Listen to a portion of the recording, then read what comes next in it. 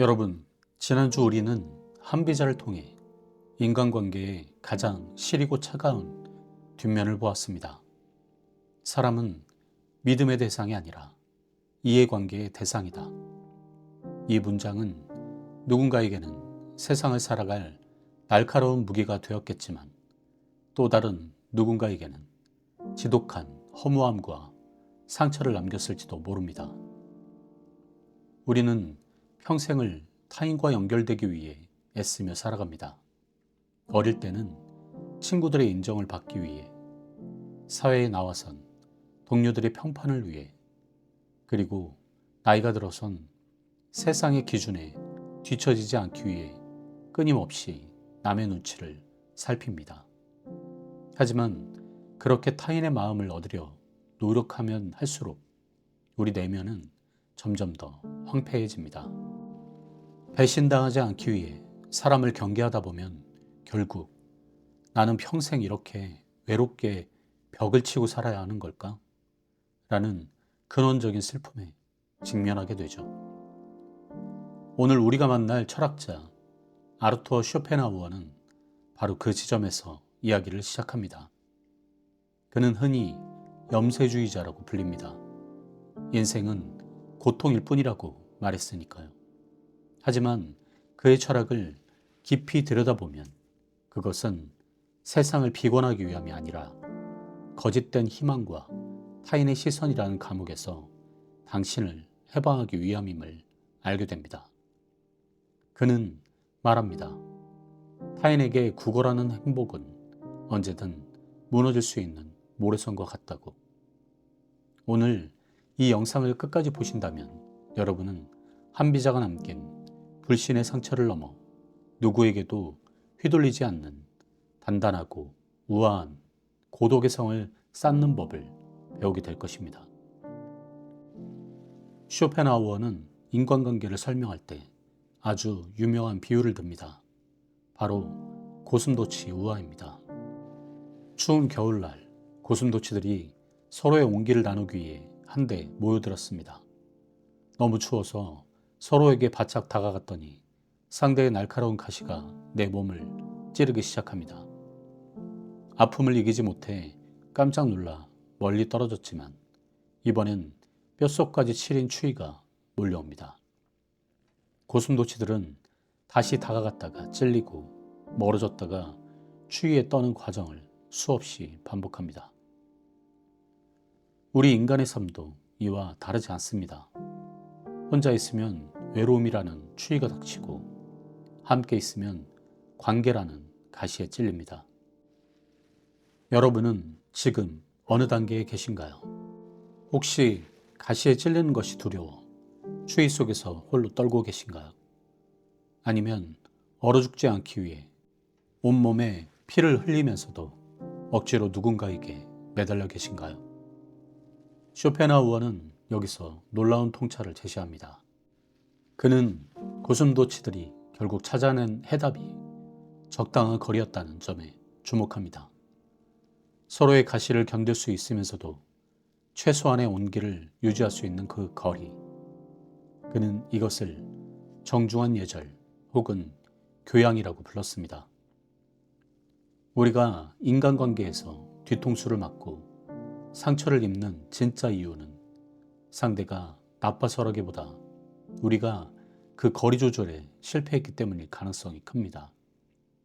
우리는 상대에게 너무 많은 것을 기대하고 내 속을 너무 투명하게 보여주며 상대가 내 결핍을 채워줄 거라 착각합니다.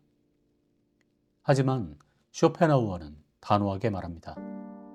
인간은 각자의 섬에 갇힌 죄수와 같다. 누구도 타인의 고통을 완전히 이해할 수 없으며 누구도 타인의 공허함을 대신 채워줄 수 없다. 이 말은 차갑게 들리지만 사실은 우리를 자유롭게 합니다. 상대가 나를 완벽히 이해하지 못하는 것이 당연하다는 것을 받아들이는 순간 우리는 비로소 타인에게 구걸하던 기대를 내려놓을 수 있기 때문입니다. 우리는 앞서 한비자를 통해 인간관계의 비정한 현실을 보았고 쇼펜하우어의 고슴도치 우화를 통해 왜 우리가 타인과 적당한 거리를 두어야 하는지 깨달았습니다. 그렇다면 이제 질문은 자연스럽게 다음 단계로 넘어갑니다. 남과 거리를 두고 혼자 남겨진 그 시간에 우리는 무엇을 해야 하는가입니다. 쇼펜하우어는 그의 명저 소품과 부록에서 인간의 운명을 결정짓는 세 가지 근본적인 자산을 정의했습니다. 첫 번째는 그 사람이 누구인가입니다. 즉, 인격, 건강, 지능, 성격처럼 그 사람의 본성에 속하는 것들입니다. 두 번째는 그 사람이 무엇을 가졌는가입니다. 재산이나 소유물을 말하죠. 세 번째는 그 사람이 타인에게 어떻게 보이는가입니다. 명예, 지위, 평판이 여기에 속합니다. 쇼펜하우어는 단언합니다. 우리의 행복에 가장 결정적인 영향을 미치는 것은 두 번째나 세 번째가 아니라 오직 첫 번째, 그 사람이 누구인가 라고 말이죠. 여러분, 한번 생각해 보십시오. 우리는 평생 두 번째와 세 번째를 위해 고군분투합니다. 더 좋은 차를 타고 더 비싼 아파트에 살며 남들에게 부러움의 대상이 되기 위해 소중한 시간과 에너지를 쏟아붓습니다. 하지만 쇼펜하우어의 관점에서 이것은 밑 빠진 독에 물을 붓는 것과 같습니다. 소유물은 아무리 채워도 갈증이 가시지 않고 타인의 평판은 내가 조절할 수 없는 신기루와 같기 때문입니다. 진짜 비극은 여기서 시작됩니다. 내면이 빈약한 사람은 혼자 있는 시간을 견디지 못합니다. 쇼펜하우어는 이를 정신적 빈곤이라고 불렀습니다. 내면이 텅 빈 사람들은 그 공허함을 채우기 위해 끊임없이 외부의 소음과 자극을 찾아 나섭니다. 무의미한 술자리, 단톡방의 끊임없는 알림, 그리고 SNS의 좋아요에 집착하는 이유는 혼자 있을 때 마주하게 되는 자신의 빈곤함이 너무나도 두렵기 때문입니다. 그는 이렇게 뼈아픈 일침을 가합니다. 내면이 풍요로운 사람은 스스로가 곧 축제이지만 내면이 가난한 사람은 타인을 자신의 지루함을 쫓아낼 도구로만 여긴다. 여러분이 무리 속에서 억지 미소를 지으며 에너지를 소모하고 있다면 그것은 어쩌면 여러분의 내면이 보내는 신호일지도 모릅니다. 나를 좀 돌봐달라고 말이죠. 쇼펜하우어는 행복의 90%는 건강에서 온다고 믿었습니다.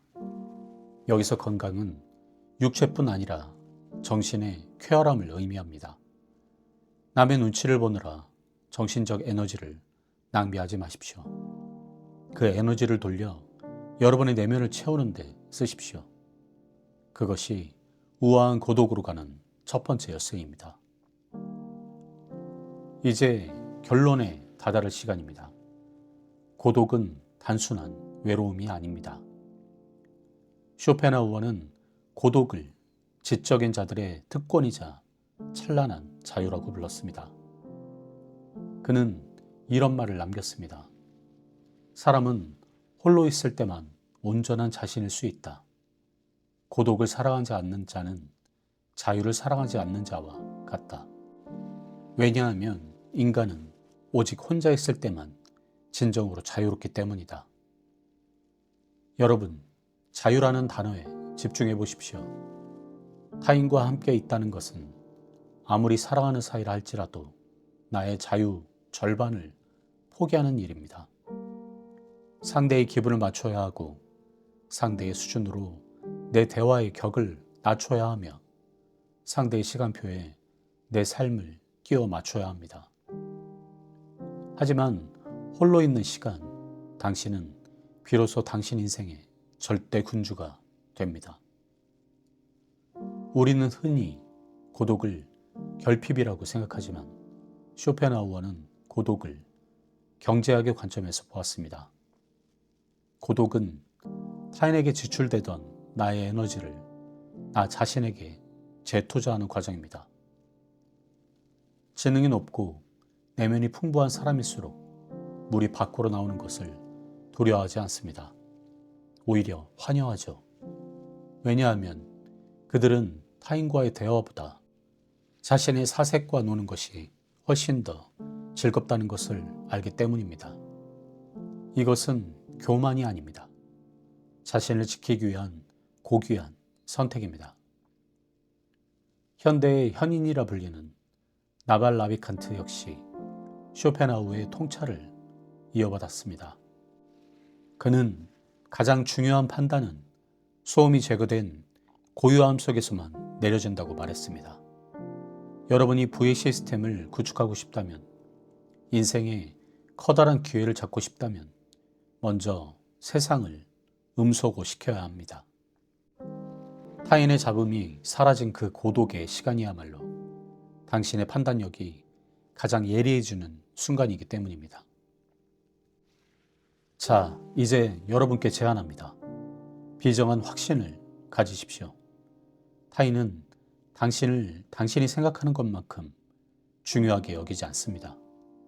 이 사실은 얼핏 슬프게 들리지만 사실은 우리를 옥죄던 사슬을 끊어주는 칼날과 같습니다. 남들이 나를 원하지 않는다는 사실을 확신할 때 비로소 우리는 남의 눈치라는 감옥에서 걸어 나올 수 있습니다. 고독을 친구로 만드는 연습을 시작하십시오. 첫째, 상대가 나를 완벽히 이해할 거라는 기대를 낮추십시오. 둘째, 예의라는 정중한 거리로 당신을 보호하십시오. 셋째, 독서와 사색으로 당신의 내면 도서관을 채우십시오. 마지막으로 혼자 있는 그 고요한 평화를 온몸으로 즐기십시오. 구독자 여러분, 지금까지 우리는 한비자의 차가운 지혜와 쇼펜하우의 뜨거운 고독을 함께 여행했습니다. 인간관계의 뒤통수가 두려워 숨지 마십시오. 대신 그 상처를 딛고 더 단단한 나를 만드십시오. 당신의 전성기는 남들이 박수 쳐줄 때가 아니라 당신이 홀로 있는 시간에도 스스로를 충분히 사랑하게 될 때 시작됩니다. 당신은 숫자보다 크고 타인의 평가보다 고귀합니다. 이 긴 여정을 함께 해주셔서 감사합니다. 여러분의 고독이 우아한 자유가 되기를 진심으로 응원합니다. 철학은 취미였습니다. 감사합니다.